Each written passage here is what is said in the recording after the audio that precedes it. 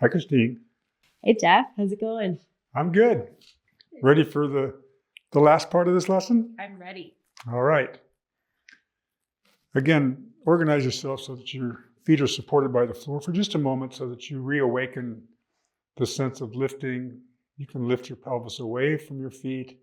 You can have the sense of the way that you roll your shoulders into the ground to help you support yourself. And you can slide your pelvis a little right, a little left. You can twist your pelvis. So you awaken yourself again to some of the possibilities that we explored earlier. And then with your legs long, and have a sense for yourself of which arm would you like to lengthen on the floor overhead. So you can have a sense of this sense of lengthening. And make an arc, slide your arm back down towards your leg. So you make it into an arc. That's it.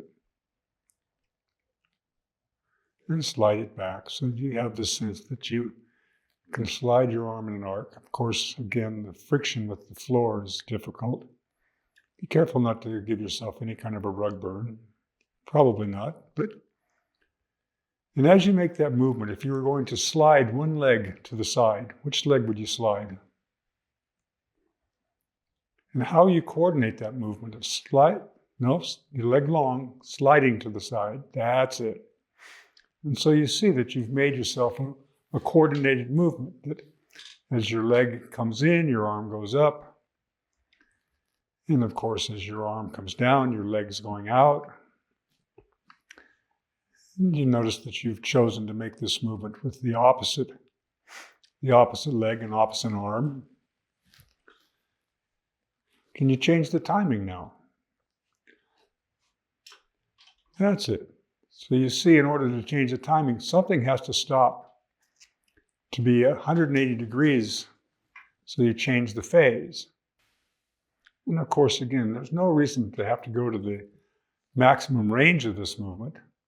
The question is how can you promote this quality of movement and make the movement smaller and easier, more pleasurable, more simple for yourself, but that the coordination continues to be enhanced as you make the movement, and leave that for a moment and pause. And now please involve your other leg with the movement. That's it. And your arm. So your arm and leg begin to coordinate this movement. And as you make this movement, you can watch and observe that there's a way in which, as you make this movement, your pelvis is rolling relative to the ground. And leave that and just pause. And now please make it so that your other arm is overhead. And again, so you can make this sweeping, gliding movement on the floor relative to the floor and involve one leg or the other. And you can see what within you, how you make the connection to make this coordination. And choose for yourself, if you were to hold over the top of your head, hold the opposite temple with your hand, would you bring your left arm over the top or your right? So you can sense that you can hold your left temple with your right hand. Begin to slide your head now to the right. That's it. And back. So continue to make the movement of sweeping your arm and find for yourself which leg you'll involve with this movement. That's it. And again, observing for yourself the timing that you make, how you end the movement. Which arrives first? Does your head arrive back and then your leg? Then your leg keeps traveling? And as you make the movement, does your head move first and then your leg, or your leg move first and then your head? Can you make it so that it's absolutely simultaneous? That you begin and end at precisely the same moment? Now please make the movement in such a way that you engage and you move your right leg relative to your right arm. And you watch very carefully, something to watch, that as you make this movement to the right, your head to the right, and your leg to the right, you watch the way that your pelvis rolls. So for the moment, if we watch carefully, we can see that your pelvis rolls in a particular way. Now, as you make this movement with your arm and your leg, will you please begin to lengthen your hand in an arc overhead and observe for yourself. If you were asked to roll to your stomach now, how would you do it? Which way would you roll?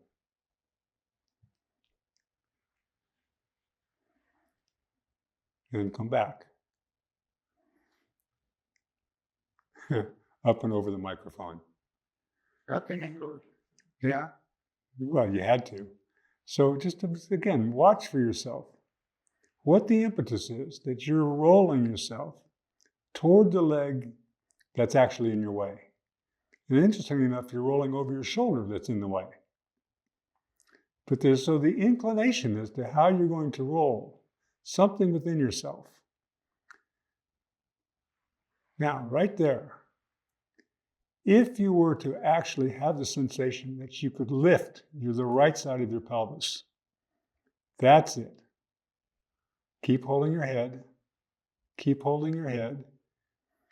That's it. So that you can make this movement of rolling yourself. And it invites you, because there you see as your pelvis rolls down to the ground, it invites you to roll to the right. But if you're really going to make this movement to roll, you have to find a different way for your leg to engage with your pelvis. That's it. Now, don't fall. Lift yourself. Continually lift yourself in such a way that you slide your head to the left, your leg to the left. You keep sliding until you find, that's it. Now, keep rolling all the way into the point of time that you could lift your head and keep your elbow above the ground so that your head can see the horizon as you roll. That's it. So that you're able to roll, and so that that moment, you're using your heel. Come back again. How can you make this movement that you don't have to press, that the movement is provided so sequentially, you have to roll and roll and roll, but you're back. Find out how to arch yourself so that you arch yourself and keep arching yourself. Something has to happen that will actually, that's it, but you don't need to press your heel. Come back again. Come back again. Find out how can you engage your engage in the movement in such a way that it actually invites you to lift, to roll to the right. That's it. Something in your back, something in the way that you come away from your heel, but you don't need to press. And you lift up and look. That's it. That's it. In such a way that, yes, you can reverse the movement at any point. One more time.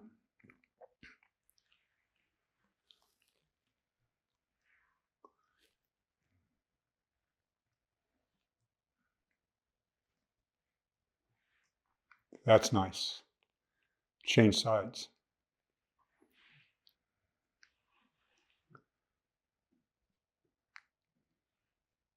Slide your head and arm. And again, you see, it's interesting. You want to roll your pelvis toward the direction that you're moving. What would you have to do in your hip joint and in your leg and in your back to invite the left side of your pelvis to lift? So that the further that you slide, the more that you're actually turning your head to see the wall to your left. Now, think that you're going to roll to your stomach in such a way that your elbows don't touch the ground. So that you're going to slide your head to the side. Find out where to turn. That's right. In such a way that when you turn, that's right. And the way that you can turn under yourself. That's right. That's right. Okay, keep playing with. Where's the source for this movement? That's it. All this reach back, and now the other way, so that you can go one way and then the other. You watch that your left heel is connected to the ground, and when you want to go to the right, you end up turning your left heel into the ground in such a way that you bring your forefoot inwardly. And just for a moment, take your heel to the right, further to the right, and connect, and actually think of that you're going to take the outer edge of your foot to the ground, and your heel is going to turn, so the outer edge of your foot, until you can sense that that turning of your leg invites the left side of your pelvis to lift the other way. That's it. That connection of the way that you're turning, that you're spiraling your heel away. That's right. That there's a moment of spiraling your heel opposite the direction that you're going and reaching back. And as you go to the other side, sliding your head and elbows to the right. And then there's a way in that as you make the movement, no, you're just for the moment, observe what happens when you actually continue to spiral your heel to the outside. As you go, that'll give you a different impetus. Keep going to the right. That's right. It will invite a different impetus. It's not so simple. That's it. That's it. Now go from one side to the other without stopping. Now you find the power. That's the power. That's your back.